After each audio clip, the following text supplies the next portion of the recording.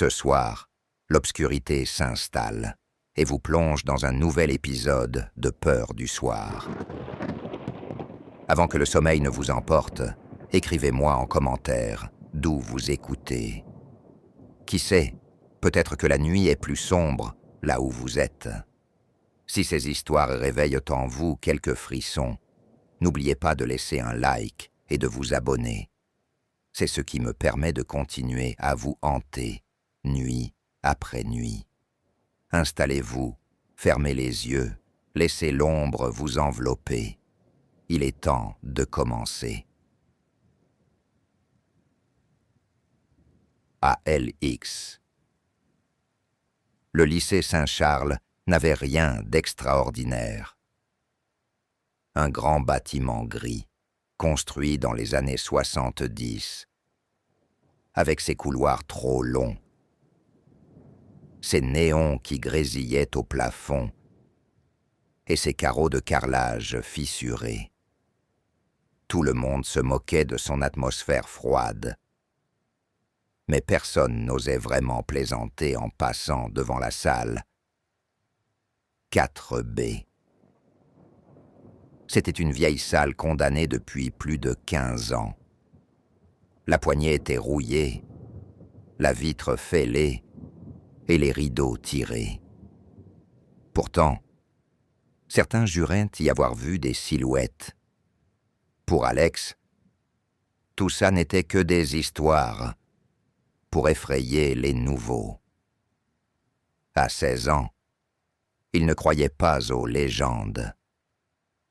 Mais ce vendredi soir, il allait regretter d'avoir ri au nez de ses camarades. La journée avait commencé comme toutes les autres, jusqu'au moment où une bande de secondes s'était attroupée dans la cour, excitée, en parlant de bruits entendus derrière la porte de la 4B. Alex, curieux, s'était approché. L'un d'eux, livide, affirma avoir entendu des pas et vu un rideau bouger alors que le couloir était vide. Alex avait éclaté de rire. Pour lui, c'était juste des rats ou un prof qui utilisait la salle en cachette. C'est à ce moment que Claire, une élève de sa classe, l'avait fixé. Elle ne riait pas. Ses yeux sombres semblaient lui transpercer la peau. Elle s'approcha et dit doucement : « Tu sais même pas ce qui s'est passé là-bas, hein ?» Alex croisa les bras. « Alors vas-y, raconte. » Elle lui souffla l'histoire. 15 ans plus tôt, une élève de première, Élodie Marshall, avait été retrouvée morte dans cette salle. Officiellement, on avait parlé de suicide. Mais les rumeurs disaient autre chose.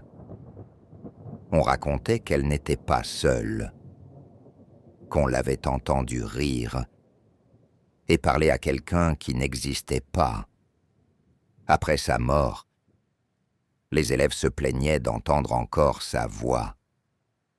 Certains disaient même qu'ils la voyaient. Assise près de la fenêtre, les mains couvertes de sang, Alex avait levé les yeux au ciel. « Sérieusement ? Vous croyez encore à ces conneries ?» Mais cette histoire lui resta en tête toute la journée. Si bien qu'après les cours, alors que le lycée se vidait, il s'était retrouvé seul dans le couloir du 2e étage, devant la porte de la 4B.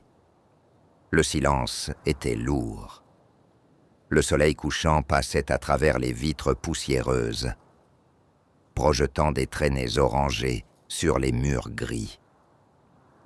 La porte de la salle semblait l'appeler. Alex approcha, posa la main sur la poignée glacée. Elle était censée être condamnée, mais quand il appuya doucement, un déclic se fit entendre. La porte s'ouvrit. L'odeur l'assomma immédiatement. Un mélange de renfermé, de poussière et quelque chose de métallique, comme du sang séché. Les rideaux lourds filtraient à peine la lumière. La salle était encore meublée, avec des bureaux en bois rangés de travers, certains renversés. Comme si tout avait été laissé tel quel après l'accident. Il avança d'un pas hésitant. Le parquet craquait sous ses semelles. Son cœur battait fort, mais il refusait d'avoir peur. Au fond de la pièce, un tableau noir était encore couvert de craies effacées, griffé de traces blanches.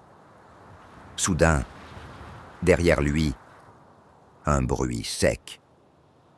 Un bureau venait de grincer.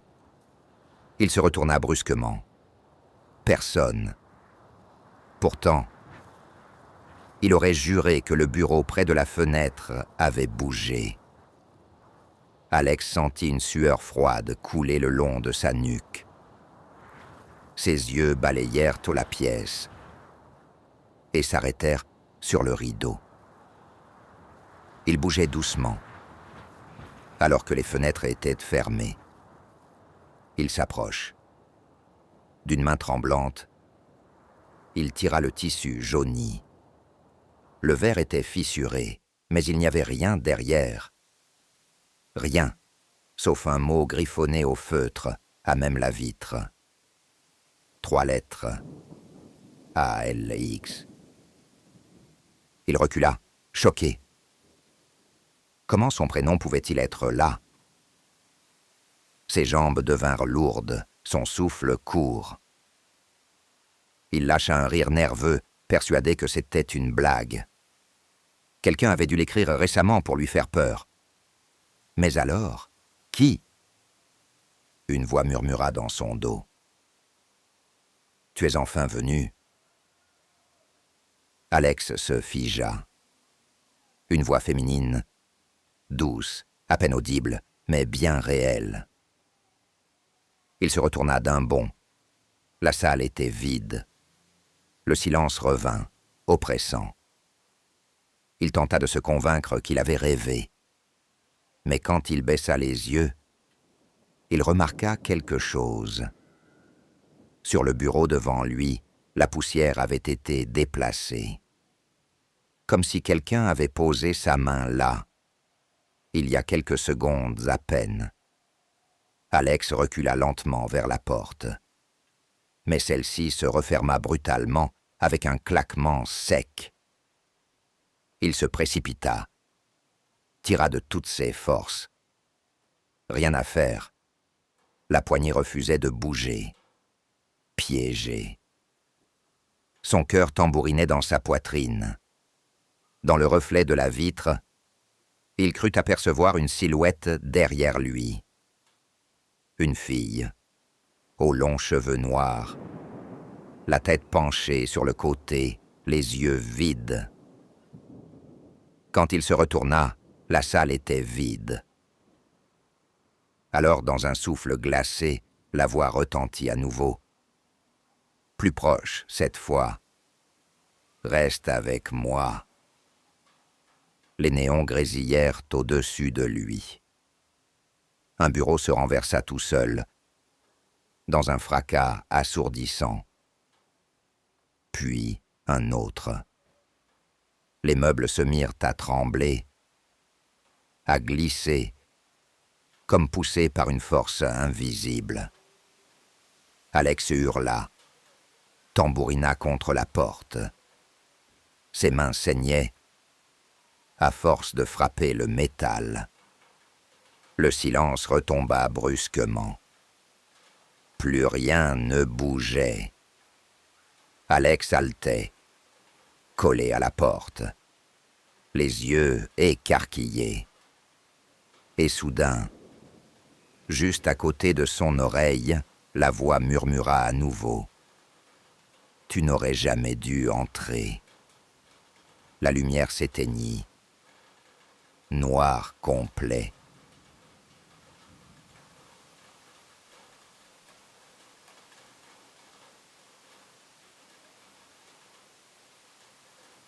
la nuit du lycée. Ils étaient 4 à s'être donné rendez-vous devant le portail du lycée. Camille, Thomas, Inès et Léo. Tous les 4 en terminale, tous avides de sensations fortes.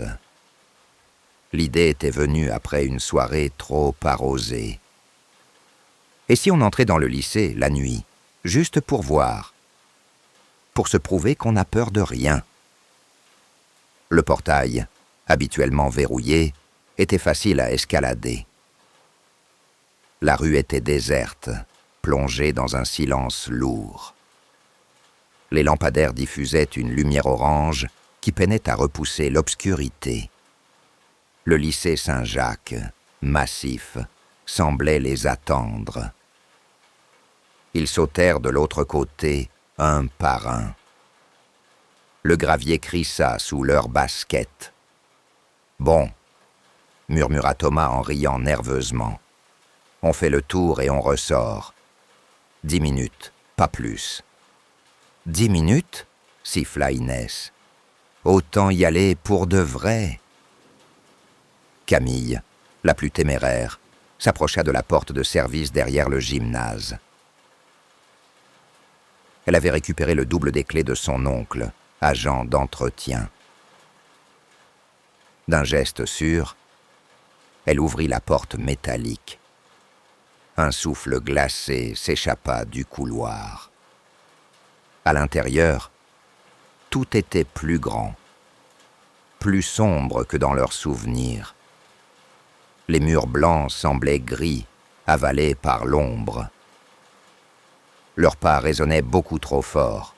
Chaque bruit paraissait multiplié par 10. On dirait pas du tout le même endroit, murmura Léo, mal à l'aise. C'est juste parce qu'il fait nuit, le rassura Camille. Allez, venez. Ils traversèrent les couloirs, leurs lampes de téléphone, balayant les casiers, les affiches décrochées, les extincteurs. Tout semblait figé, comme si le temps s'était arrêté dès que les portes avaient été verrouillées. Au bout du couloir, une porte entr'ouverte grinça doucement. Personne ne se souvenait qu'elle soit ouverte. Thomas, pour se donner du courage, s'en approcha et donna un coup d'épaule. C'était une salle de classe. Les bureaux étaient alignés, les chaises posées à l'envers. Rien d'anormal. Et pourtant, l'air était glacial. « T'as vu ? Rien de flippant, » dit-il, la voix plus forte que nécessaire. Mais Inès fronça les sourcils. « Attends, y avait pas 5 chaises, là-bas, dans le coin ?» Ils comptèrent. 4. Puis quand ils tournèrent la tête, il y en avait de nouveau 5. Un silence pesant tomba sur le groupe. « On bouge », souffla Camille. Ils sortirent, plus vite qu'ils ne l'auraient admis. Dans le couloir, quelque chose changea. Leur propre lumière semblait vaciller, comme avalée par des ombres plus épaisses que la nuit elle-même. Des formes se dessinaient au mur, mais elles ne correspondaient pas aux leurs. Au début, ils crurent à des illusions. Mais en marchant, ils remarquèrent que les ombres derrière eux ne suivaient pas leurs mouvements. Elles s'attardaient, se rapprochaient. « Dites-moi que vous voyez ça », murmura Léo, blême. Les autres hochèrent la tête, terrifiés. Ils accélérèrent le pas, mais les ombres aussi. Leurs contours devenaient plus nets, presque humains. Certaines semblaient pencher la tête, les observer. « C'est pas possible », souffla Camille. C'est pas possible. Ils se mirent à courir. Leurs pas martelaient le sol, leur respiration se mêlait au grincement du vieux bâtiment. Derrière eux, les ombres glissaient, sans bruit, toujours plus proches. Ils atteignirent le hall principal. Les grandes baies vitrées donnaient sur la cour, mais dehors, il n'y avait plus de lumière. Les lampadaires de la rue s'étaient éteints. Le monde extérieur avait disparu, avalé par une nuit compacte. « On sort !» cria Thomas. Ils poussèrent sur les portes vitrées. Rien ne bougea, comme si le lycée avait décidé de les garder. Les ombres se rassemblèrent dans le hall. Des silhouettes noires, mouvantes, sans visage. Elles étaient partout. L'air devint glacial, leur souffle visible dans le noir. Inès hurla. Une ombre venait de poser une main sur son épaule. Sa lampe de téléphone s'éteignit d'un coup. Quand elle se ralluma, Inès n'était plus là. Juste sa veste, tombée au sol. Les trois autres crièrent son nom. Mais le son se perdit, étouffé. Ils reculèrent, serrés les uns contre les autres.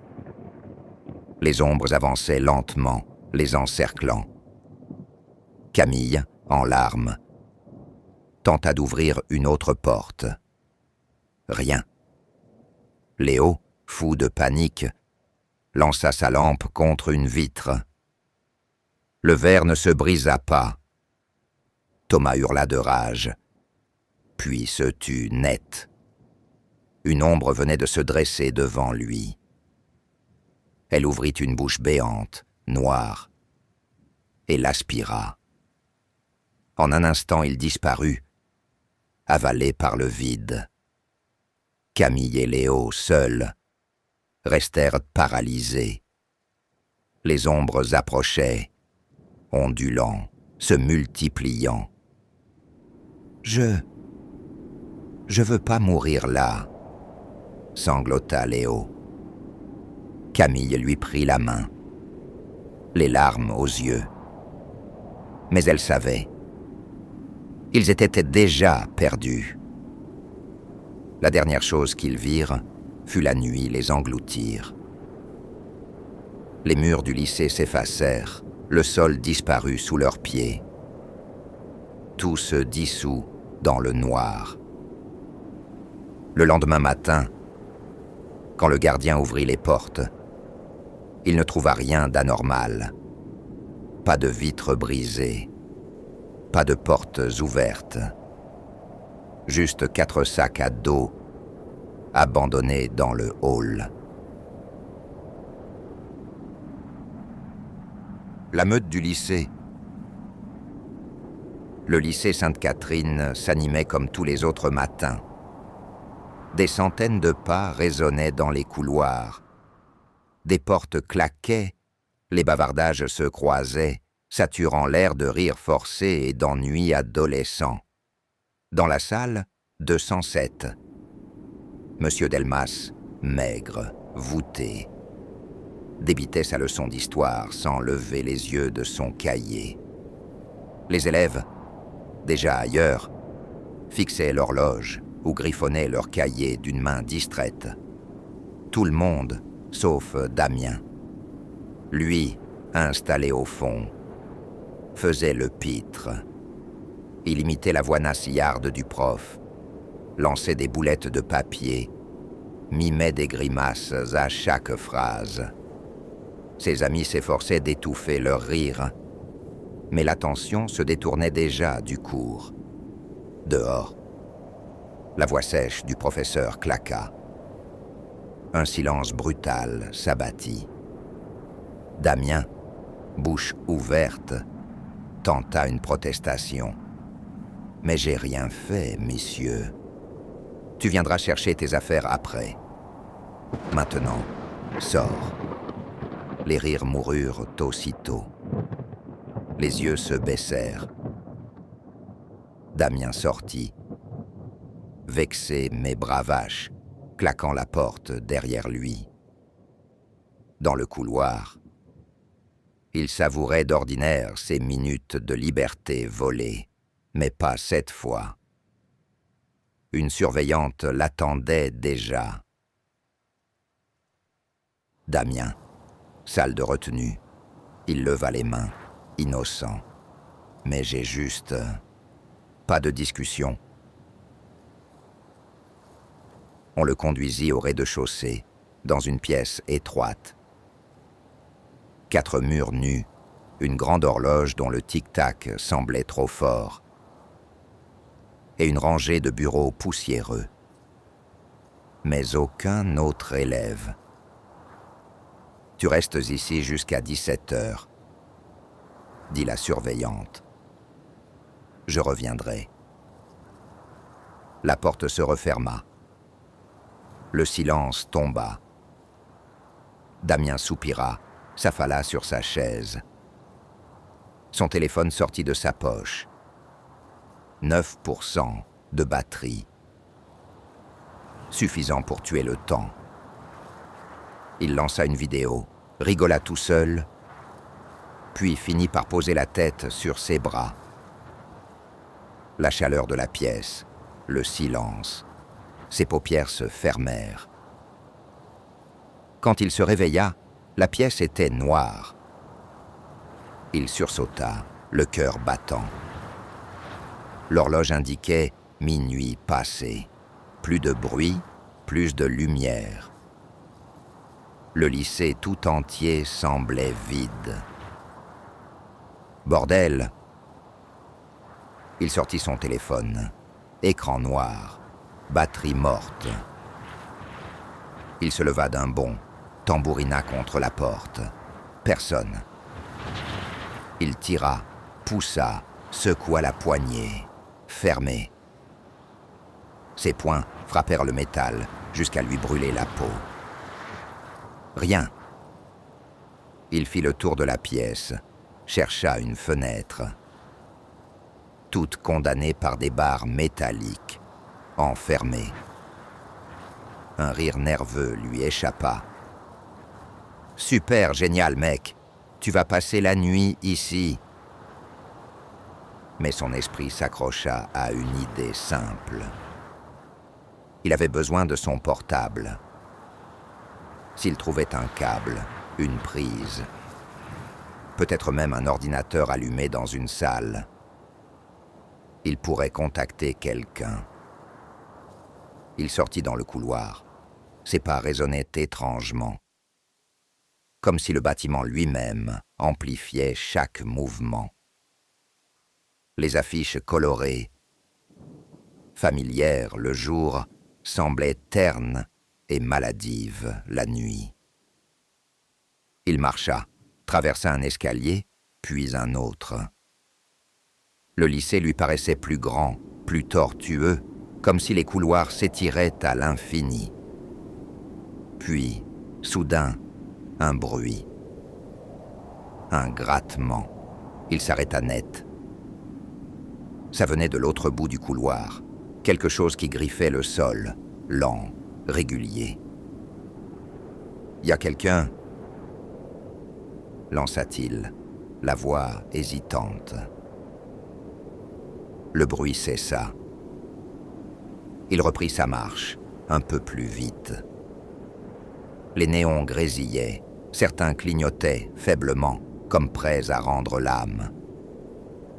Puis, le bruit revint. Plus proche, accompagné d'un souffle. Une respiration rauque. Damien accéléra, descendit l'escalier en courant. Ses baskets claquaient sur les marches. Il déboucha dans le hall principal, haletant. Et là, il les vit. 2 yeux jaunes dans l'ombre. Il recula, les yeux bougèrent. Une silhouette sortit de la pénombre, un chien.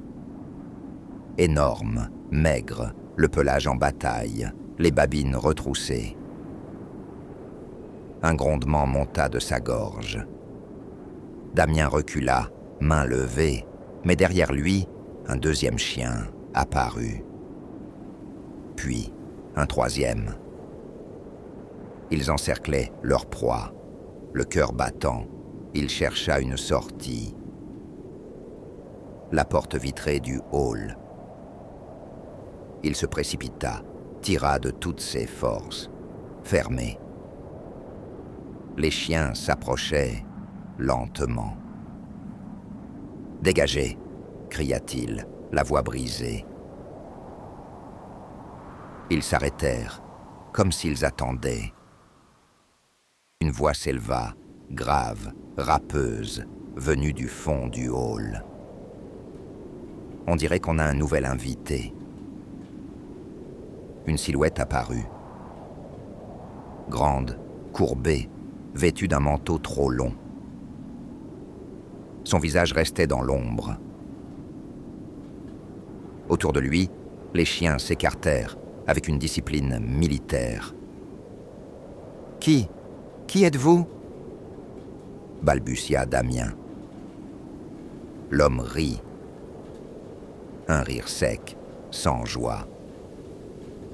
Celui qui veille sur ce lieu, la nuit.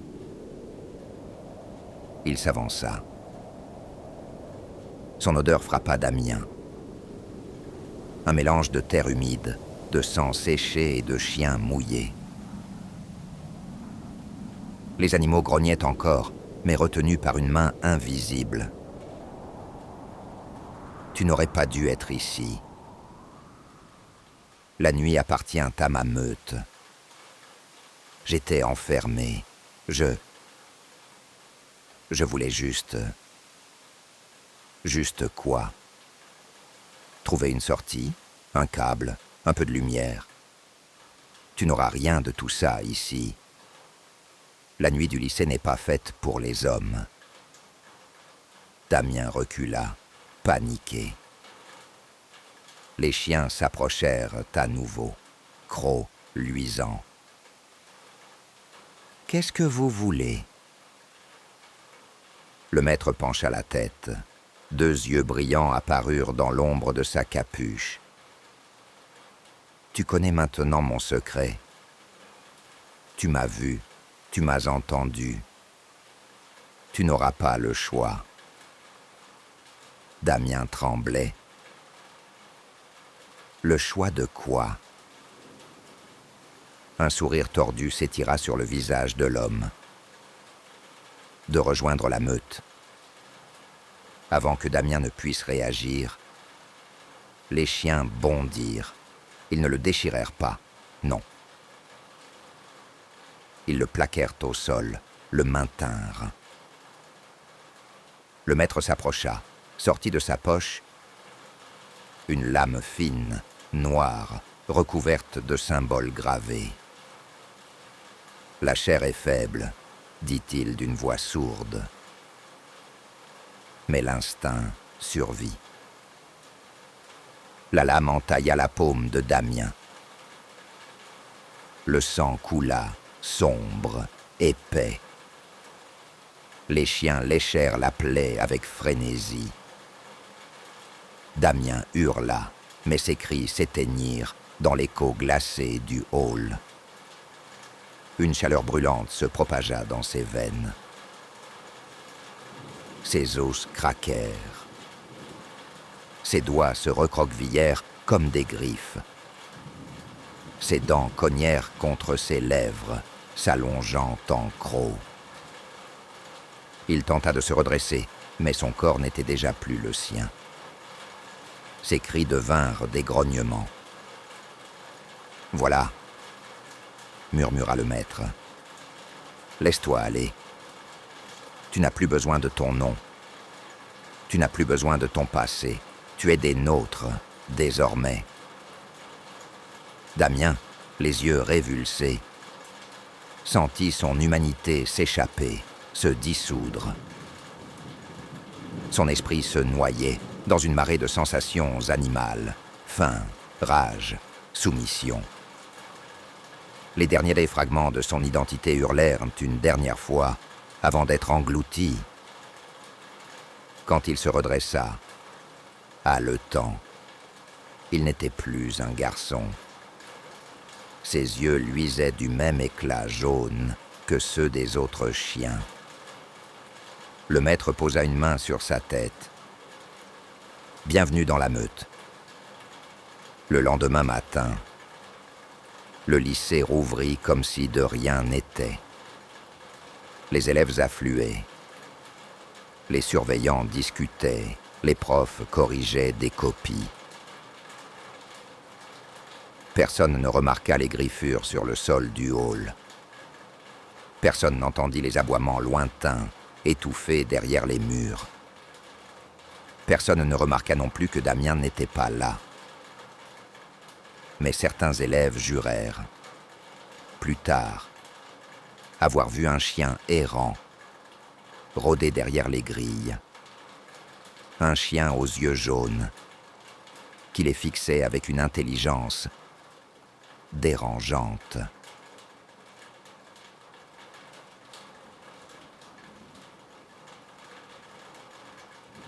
La dernière fête. La musique battait à plein volume dans le gymnase transformé pour l'occasion en salle de fête. Des guirlandes lumineuses pendaient des poutres métalliques, des ballons colorés flottaient dans les coins. Et la piste de danse grouillait d'élèves enivrés de liberté. C'était la dernière soirée avant la fin du lycée.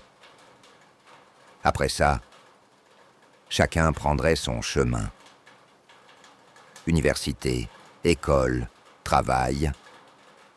Les amitiés se disperseraient. Alors, pour une nuit, il voulait oublier la peur de l'avenir et simplement fêter. Camille dansait au centre, ses cheveux bruns volant autour d'elle.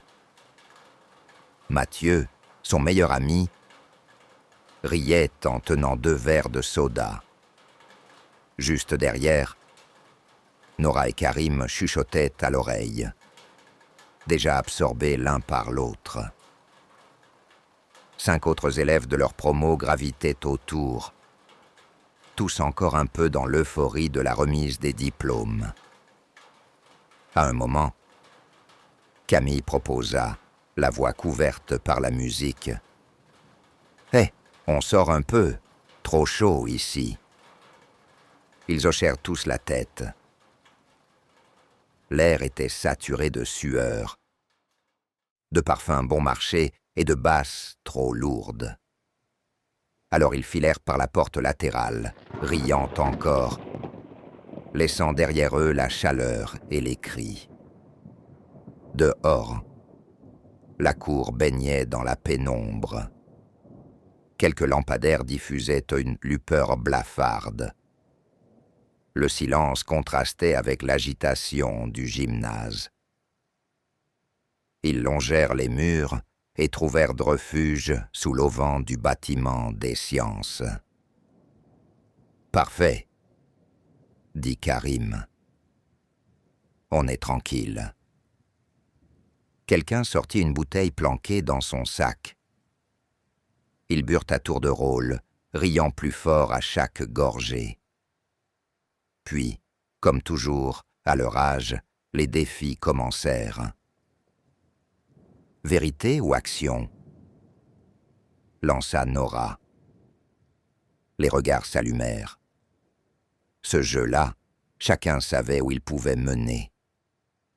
Les rires devinrent nerveux, les silences lourds.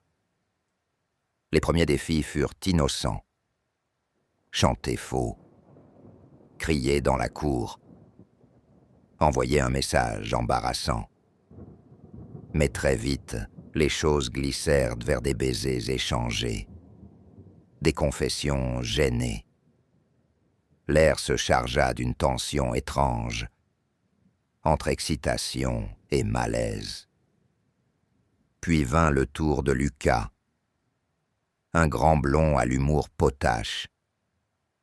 Quand on lui demanda « vérité ou action ?» il ricana. « Action, évidemment. » Nora espiègle répondit aussitôt. « Tiens !» avalsa d'un coup. Elle lui tendit le reste de la bouteille, remplie à moitié d'un mélange douteux d'alcool fort et de soda. Lucas, bravache, leva la bouteille et but d'un trait, sous les rires et les applaudissements. Mais soudain, son rire s'étrangla. Il porta les mains à sa gorge.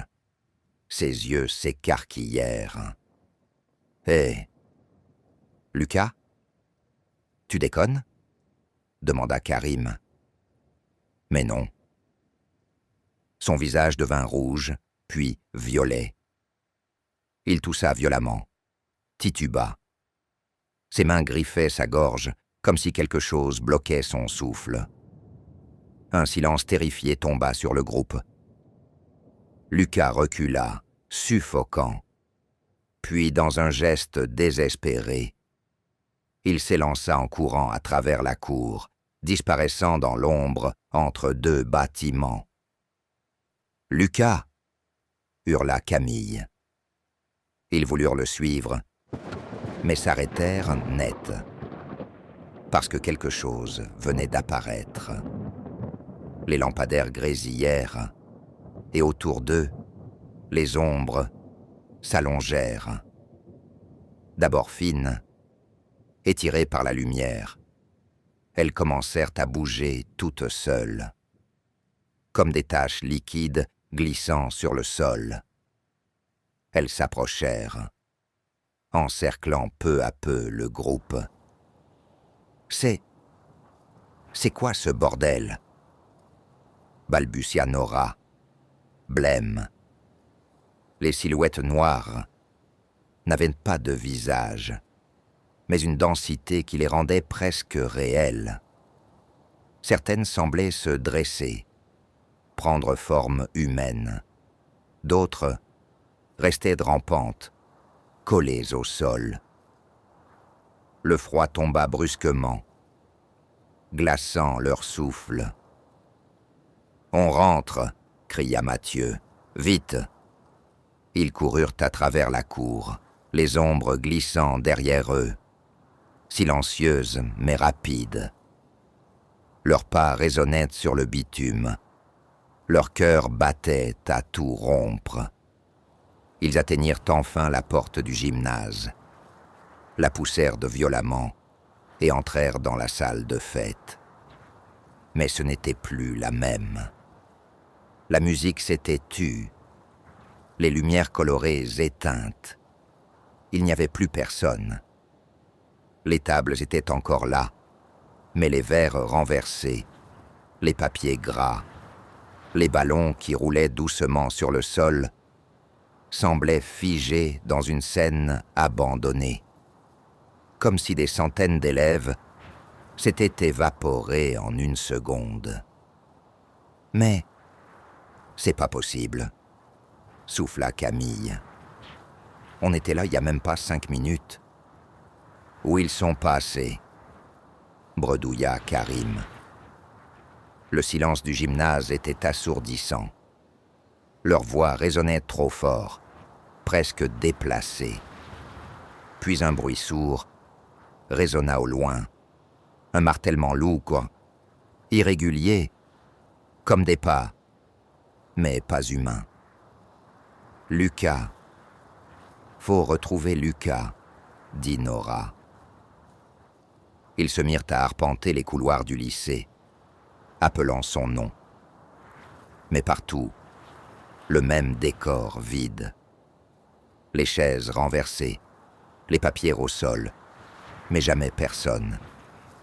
Et à chaque tournant, les ombres.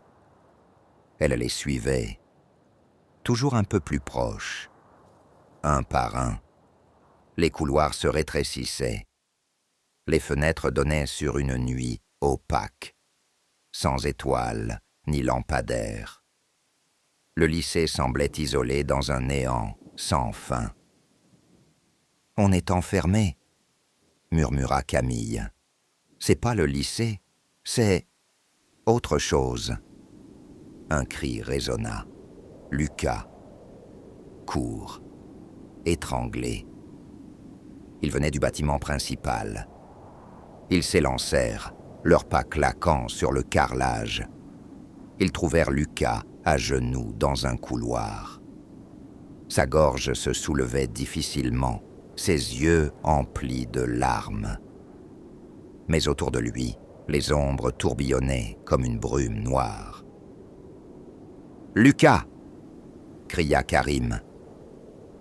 Ils voulurent s'approcher, mais une vague d'ombre se dressa entre eux, formant un mur mouvant. Derrière, Lucas tendit la main, implorant de l'aide.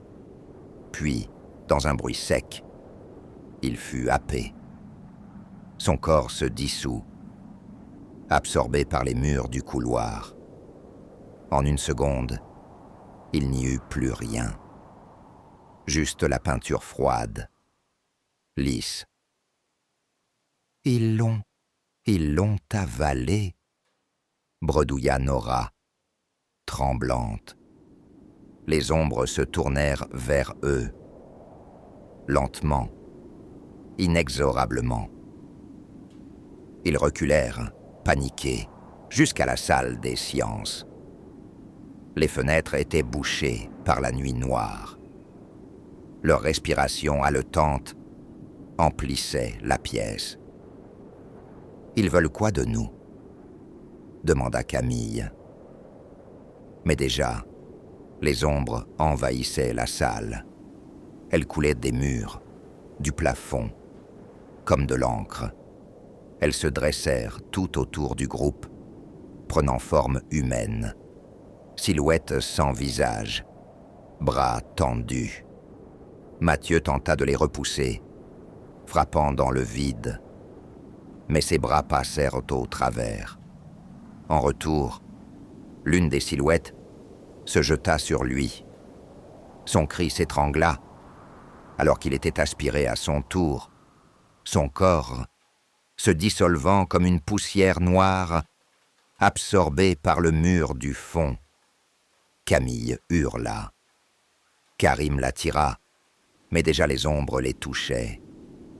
Chaque contact glaçait leur peau, vidait leur souffle. Nora fut la suivante. Sa silhouette trembla, puis s'évapora, happée dans le sol.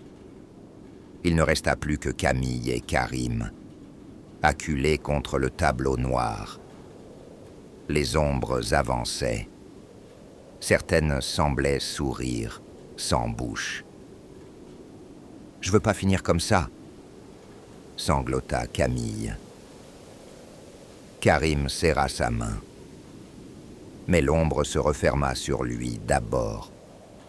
Son visage s'effaça, son cri s'éteignit, et il disparut dans la paroi derrière lui.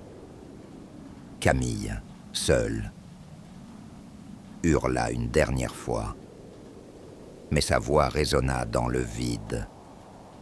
Les ombres l'engloutirent, et elle fut aspirée comme les autres, prisonnière des murs du lycée. Puis, silence. La salle retrouva son calme. Les verres renversés, les papiers au sol, comme après une fête normale. Le lycée redevint immobile, endormi dans la nuit. Et si l'on approchait son oreille des murs, on pouvait entendre des chuchotements, des voix étouffées, appelant à l'aide. Les élèves étaient toujours là, enfermés à jamais dans la pierre froide de leur lycée.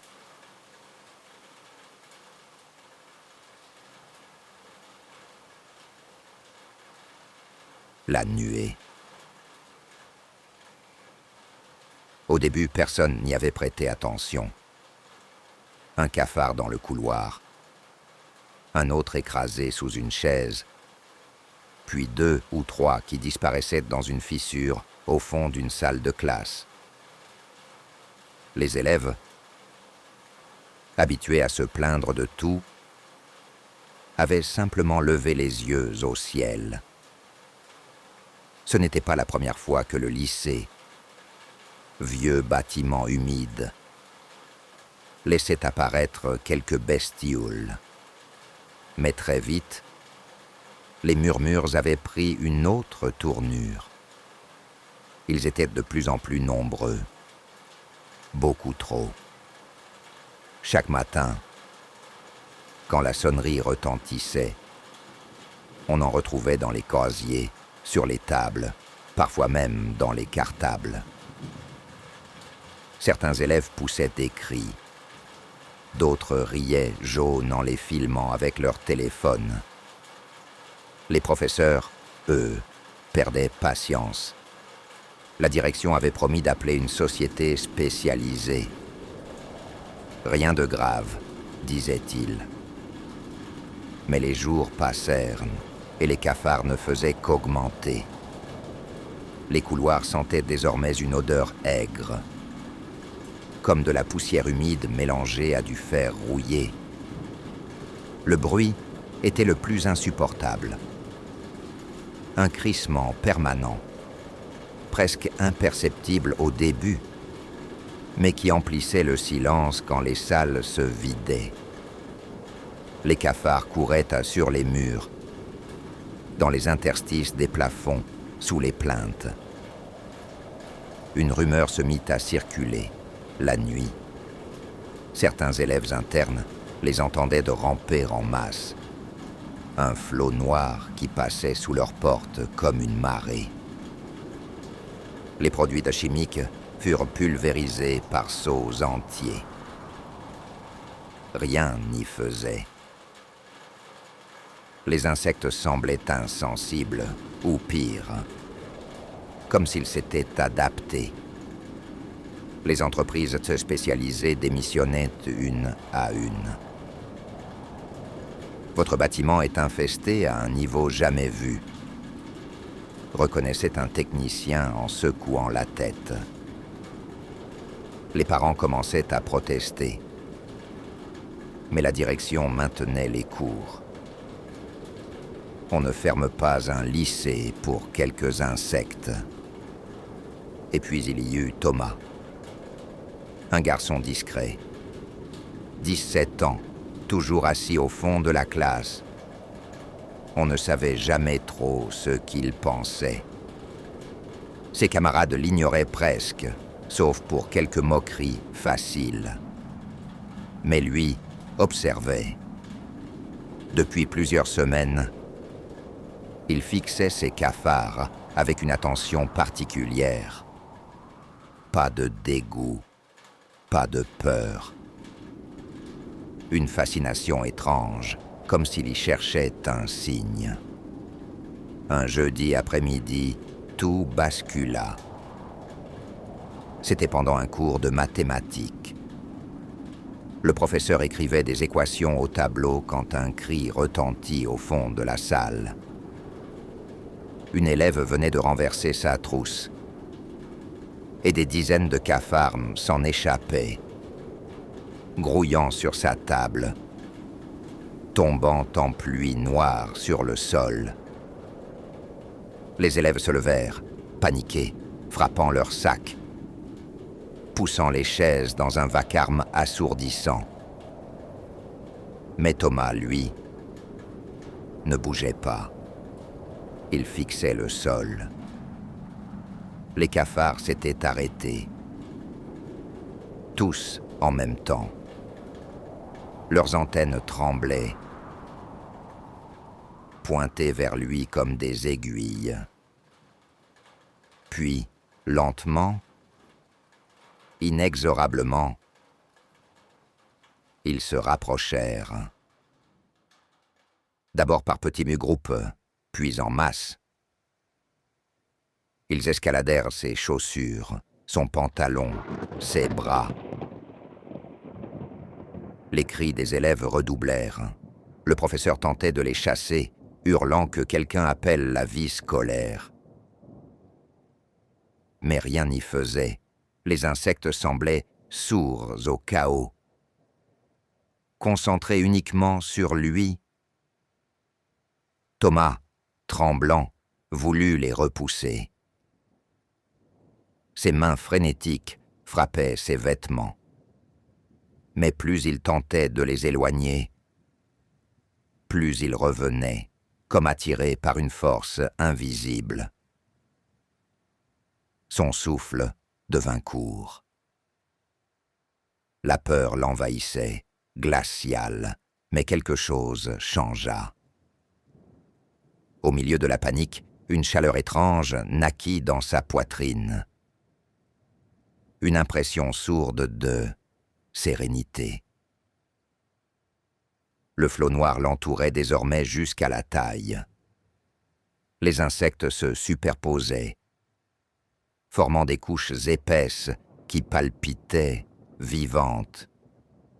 Il bâtissait autour de lui une tour mouvante, une sculpture macabre qui se dressait dans la salle. 2 mètres, peut-être plus, une colonne grouillante, vivante, qui enfermait son corps jusqu'à ne plus laisser paraître qu'une silhouette d'ombre. Les élèves, paralysés, observaient, sans comprendre. Certains avaient fui. D'autres restaient cloués à leurs chaises, incapables de détourner le regard. Une odeur étouffante envahissait la pièce. Mélange de terre mouillée, de métal oxydé et d'ammoniac. Le crissement des milliers de pattes formait une vibration continue, comme un chant profond, presque harmonieux. Et dans ce bourdonnement, Thomas entendit quelque chose. Une voix. Pas une voix humaine, mais une multitude de chuchotements, se superposant en un langage incompréhensible. Les sons se glissaient dans son esprit, comme une caresse glaciale. Il ne comprenait pas les mots, mais il en ressentait le sens. Il l'accueillait, il le choisissait.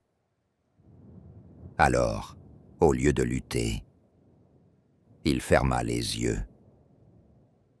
Il inspira profondément. Et il sourit.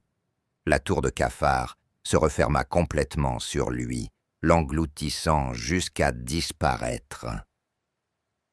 Quand enfin la masse se disloqua, s'écoulant comme un liquide noir vers les fissures et les murs, il n'y avait plus rien.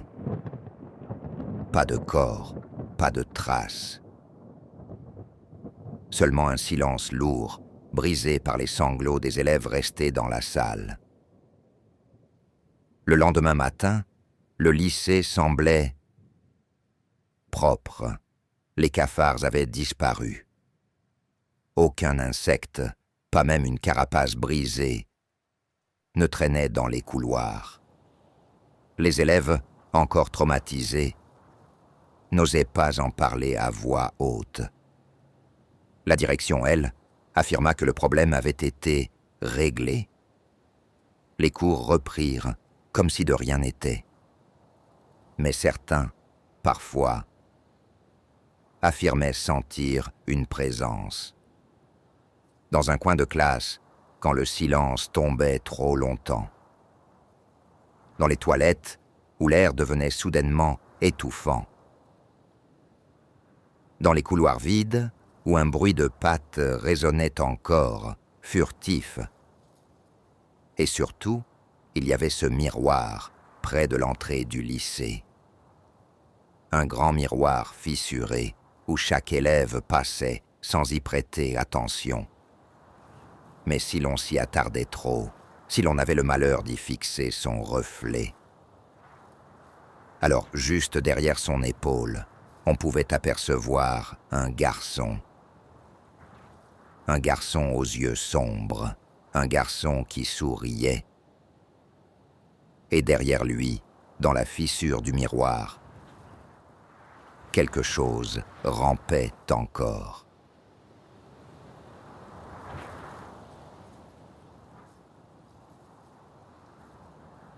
Le cahier noir. Au lycée Jean Monnet, tout le monde connaissait Monsieur Delorme. Professeur de littérature depuis plus de 20 ans, il enseignait avec une rigueur froide qui impressionnait autant qu'elle glaçait. Sa voix grave, monocorde, résonnait dans les salles comme une cloche de cathédrale. Les élèves le craignaient plus qu'ils ne l'aimaient. On disait qu'il pouvait réciter de mémoire des pages entières de Baudelaire, qu'il corrigeait les copies au couteau, comme un boucher découpe de la viande. Mais ce n'était pas lui le plus étrange. C'était ce qu'il faisait avec Clara. Clara n'était pas une élève remarquable. 17 ans, discrète, cheveux châtains, toujours attachée. Elle avait cette habitude de se fondre dans le décor. Ses notes étaient correctes, sans briller. Son sourire poli, sans éclat. Pourtant, dès le début de l'année, M. Delorme l'avait remarqué. Personne ne savait pourquoi. Il l'appelait plus souvent que les autres. La fixait plus longtemps. S'arrêtait près de sa table avec une insistance subtile mais lourde. Un jour, après un devoir, il lui rendit sa copie. Pas de note, juste un mot écrit en bas de la page. « Reviens me voir après le cours. » Intriguée, un peu inquiète, Clara s'exécuta. Dans la salle désormais vide, M. Delorme l'attendait, assis à son bureau.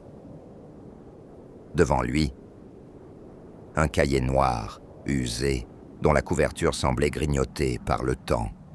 « Tu écris, Clara ?» demanda-t-il sans lever les yeux. « Parfois, » balbutia-t-elle. « Alors tu vas m'apporter ce que tu écris. » Tout. Je corrigerai tes mots comme je corrige vos copies. Tu apprendras ce que veut dire écrire vraiment. Elle n'osa pas refuser. La semaine suivante, elle lui donna un petit carnet où s'entassaient des poèmes maladroits et des bribes de récits. Le lendemain, M. Delorme le lui rendit, couvert de traces rouges, de phrases biffées, d'annotations sévères. Mais au milieu des critiques, il y avait aussi des encouragements troublants. Ici, tu frôles quelque chose de vrai. Continue. Va plus loin. Peu à peu, Clara entra dans le jeu. Elle écrivait de plus en plus.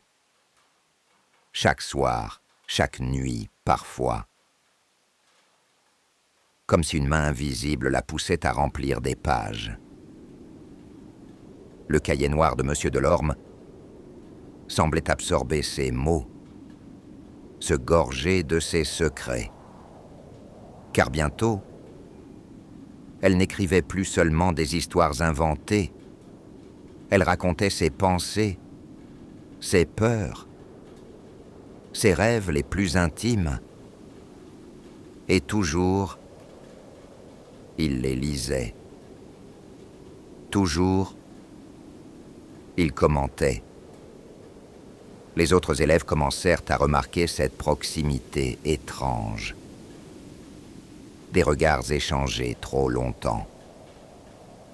Des conversations à voix basse après les cours.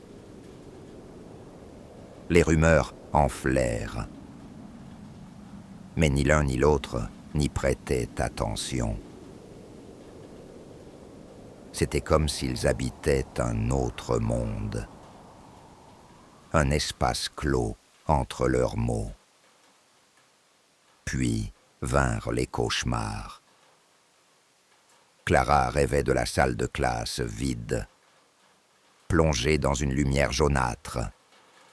Sur le bureau de M. Delorme, le cahier noir s'ouvrait de lui-même, ses pages tournant dans un souffle glacé. Des phrases apparaissaient toutes seules, tracées par une main invisible. Et toujours, à la fin, une même phrase revenait. Écrit jusqu'au sang. Le matin, elle se réveillait épuisée. Ses doigts tremblaient, tachés d'encre. Parfois même, une fine coupure rouge apparaissait sur sa peau, comme si elle avait écrit trop fort, avec une plume inexistante. Elle voulut arrêter. Elle dit à M. Delorme qu'elle ne pouvait plus, qu'elle avait trop de devoirs, trop de fatigue. Son regard s'assombrit.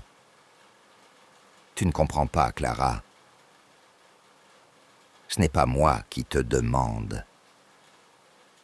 C'est le cahier. »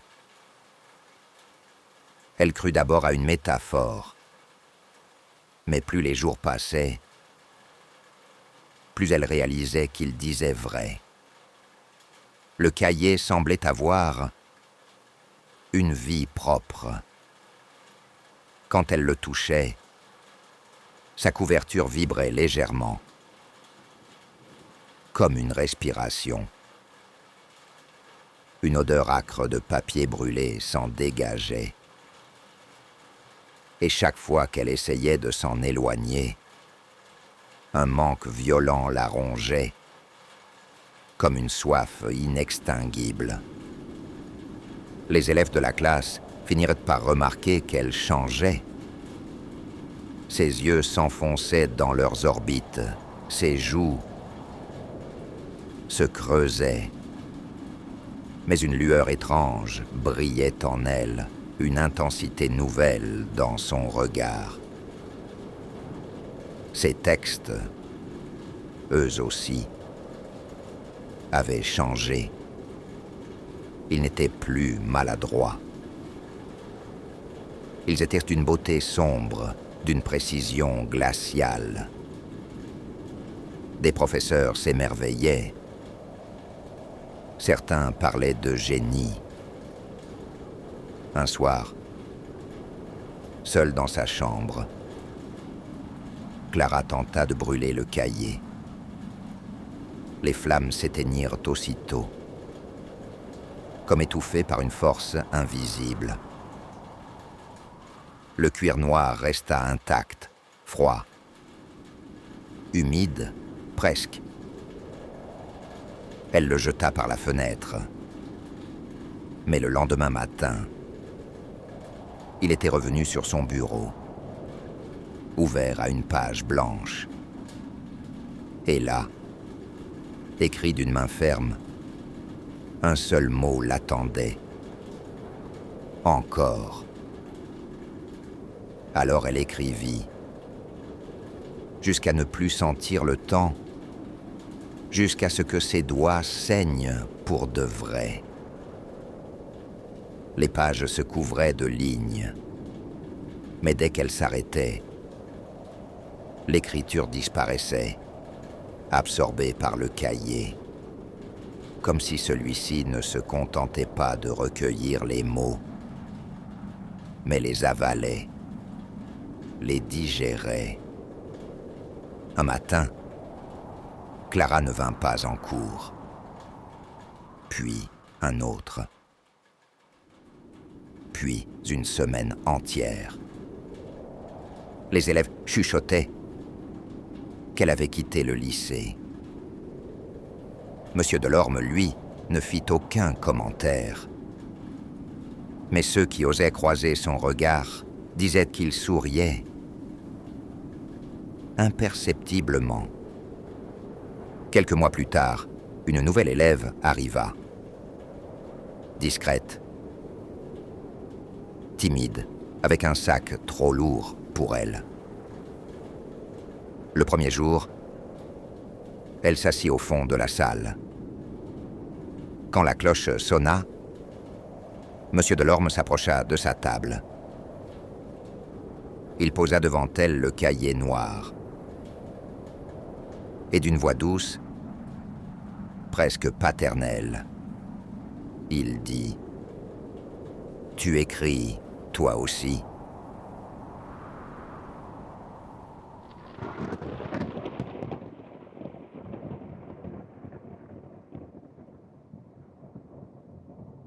Lucas.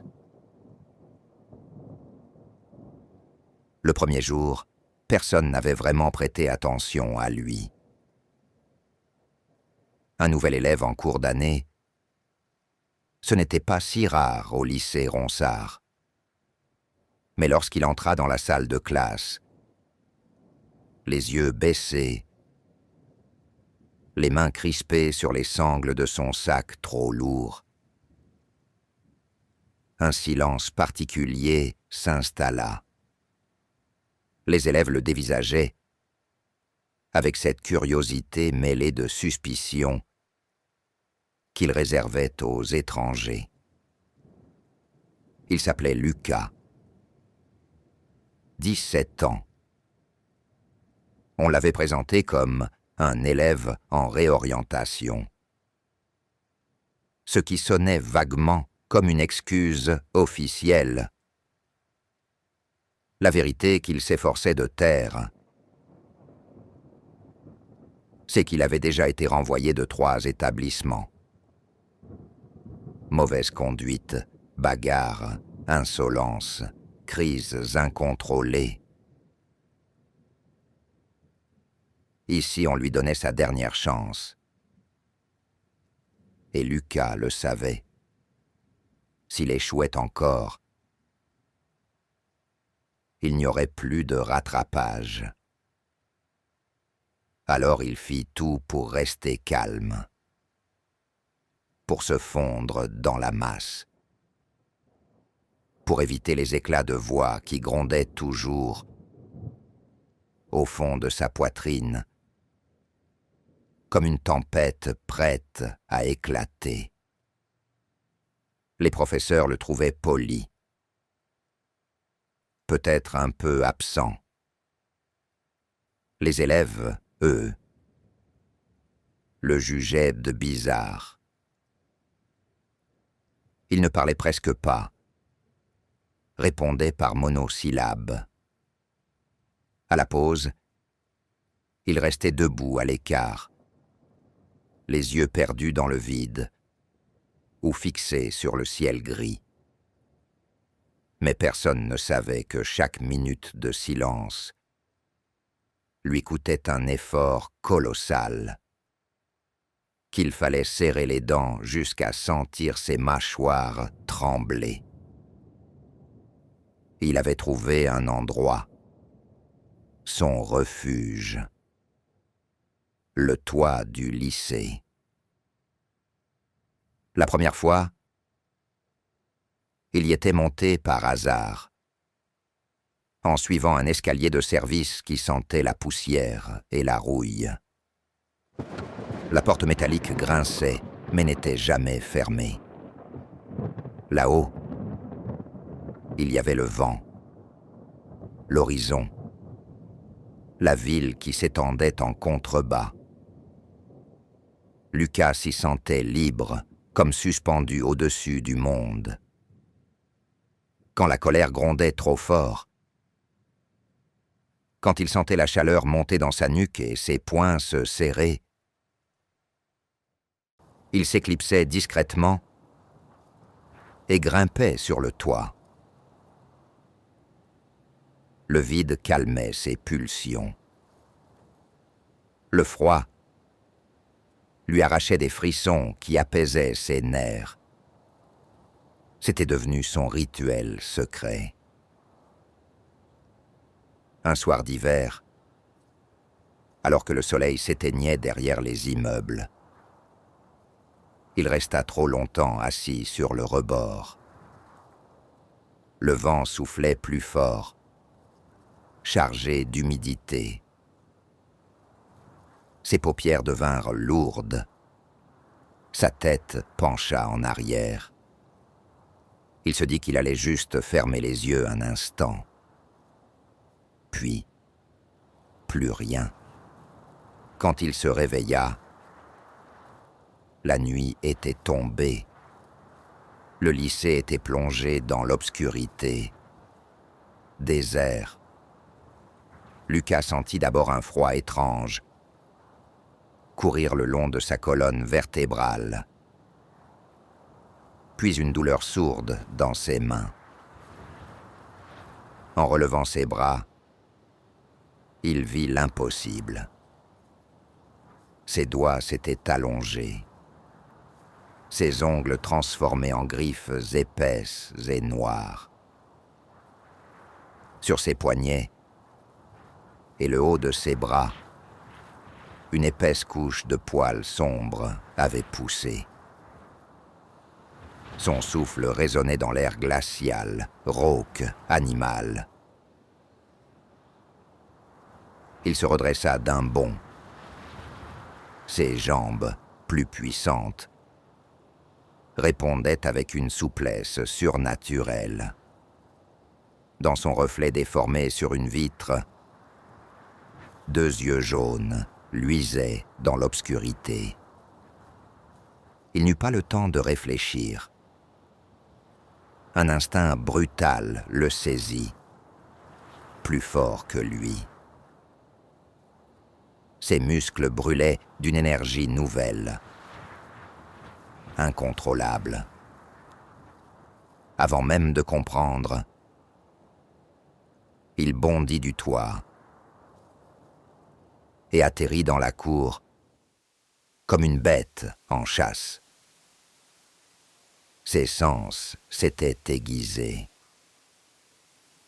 Il entendait chaque moteur de voiture à des centaines de mètres, chaque respiration derrière les fenêtres.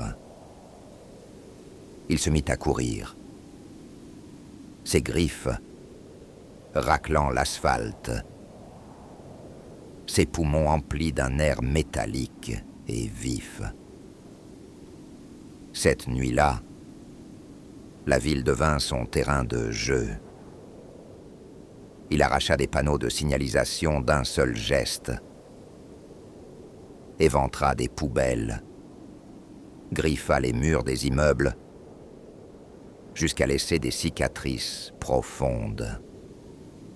Dans un magasin fermé, il fracassa la vitrine d'un coup de poing monstrueux, saccagea les rayons en riant d'un rire rauque qui n'avait plus rien d'humain. Des chiens hurlaient dans leur cage. Des alarmes retentissaient. Mais il s'en moquait. La liberté de la destruction coulait dans ses veines comme un poison délicieux. À l'aube, il revint, fatigué, couvert de sueur et de poussière, mais ivre de cette puissance nouvelle. Il retrouva le toit du lycée, et comme s'il obéissait à une règle invisible, s'endormit encore une fois. Lorsqu'il ouvrit les yeux, le soleil brillait déjà. Son corps était redevenu normal. Ses mains n'avaient plus de griffes ses bras plus de poils. Tout était comme avant. Sauf que lui, à l'intérieur, portait encore la mémoire brûlante de la nuit. La journée qui suivit fut étrange. Pour la première fois, il se sentit calme. Vraiment calme. Les voix des autres ne l'irritaient plus, les regards ne l'agressaient plus. Un élève renversa son sac sans faire exprès.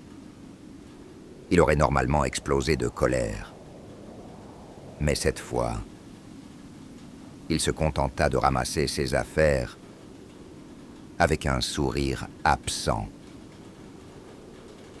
Les professeurs le félicitèrent de ses efforts. Les élèves commencèrent à lui adresser la parole. On disait de lui qu'il avait changé, que ce lycée lui réussissait. Lucas hochait la tête, sans savoir quoi répondre. Personne ne devinait que, la nuit, il se transformait en monstre. Et chaque nuit recommença. Dès que le crépuscule s'éteignait, son corps se déchirait à nouveau. Les griffes repoussaient, les poils s'étendaient, ses muscles gonflaient comme des pierres vivantes. Il errait alors dans les rues, dévoré par une rage insatiable. Il volait, détruisait, marquait la ville de ses griffes. Les journaux commencèrent à parler d'actes de vandalisme sauvage, d'une bande mystérieuse. Les caméras de surveillance capturaient des ombres floues, trop rapides, trop déformées pour paraître humaines. Le matin, il revenait au lycée, serein, reposé, presque lumineux. Les professeurs le prenaient comme exemple. Les élèves, intrigués, venaient lui parler de plus en plus. Il s'était construit une façade de normalité, lisse et brillante. Mais en lui, le gouffre grandissait, car il savait qu'il ne contrôlait rien, que la bête décidait à sa place. Un soir pourtant, tout bascula. Le ciel était d'un rouge sang, saturé de nuages lourds. Lucas monta sur le toit, comme toujours, attendant la métamorphose. Le moment vint, mais rien ne se produisit. Pas de douleur, pas de griffes, pas de transformation. Il resta là, haletant, les yeux levés vers la nuit tombante. Et soudain, une panique sourde l'envahit. Si la bête refusait de sortir la nuit, où apparaîtrait-elle? Le lendemain, tout sembla normal. Les cours reprirent. Lucas tentait de se convaincre que peut-être tout était fini, qu'il avait rêvé, qu'il pouvait redevenir comme avant.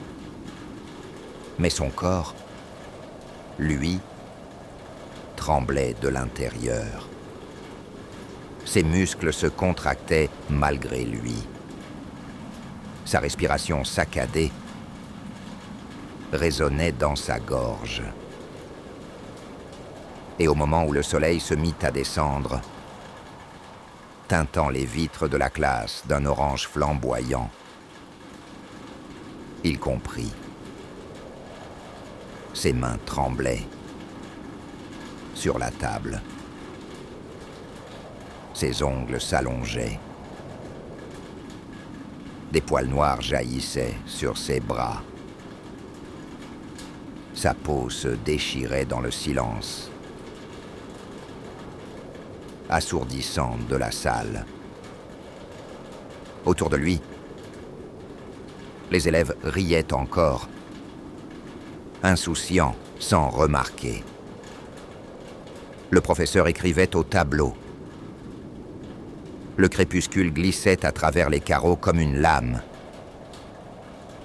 Et Lucas, les yeux révulsés, sentit ses crocs pousser derrière ses lèvres. Il était encore au lycée. Et cette fois, il n'y aurait pas de toit pour l'isoler.